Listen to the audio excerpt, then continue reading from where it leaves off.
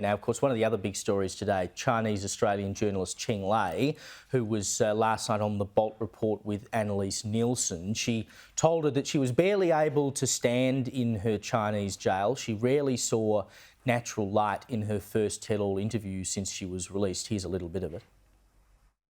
12 hours a day of pure sitting and very little chance to get up and just walk, just pace around the very little room. Because you weren't allowed outside in that time at all? No way. They say that they gave me 15 minutes of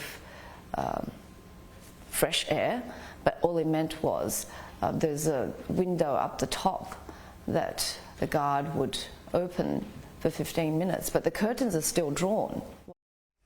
Now, you know, the reality is China is one of our big trading partners, and I'll talk later in the show about movements with the wine industry. But, you know, this is the kind of thing that a communist country is willing to do with people with whom it openly trades.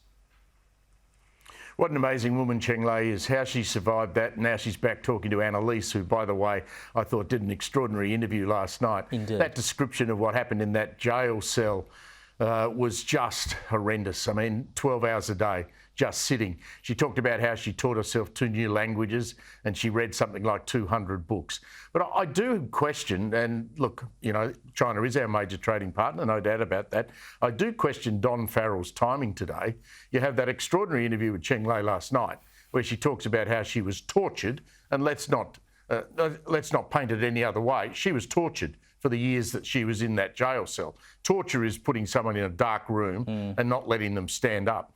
Don Farrell today shouldn't have been talking about going and drinking bottles of wine with the Australian Chinese ambassador to try and get this dispute over wine imports going again. The timing was awful, Minister. I mean, you could have at least waited 48 hours or a week, or, I mean, put that back a couple of weeks when this poor woman is sitting here on Sky last night describing what the Chinese did to her.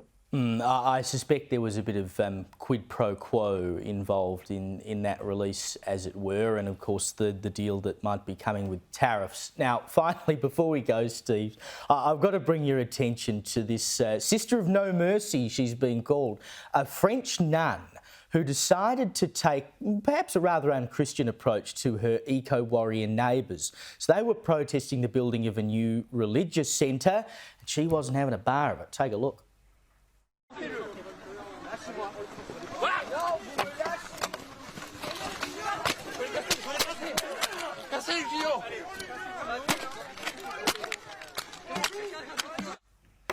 What a legend, and forgive me for this, Pricey, but she was having none of it. I reckon some of our female viewers who were taught by the nuns would have had a similar experience with nuns in the past, Caleb, if they'd done something wrong in the classroom just quietly. But they don't make nuns like that anymore. Apparently they do when they're overseas in France, but not here. What a champion she is. She can be the hero of the week, if you like. Oh, indeed. I reckon we need to bring her down here to sort out those Extinction Rebellion nut jobs. Steve Price, thank you for joining me.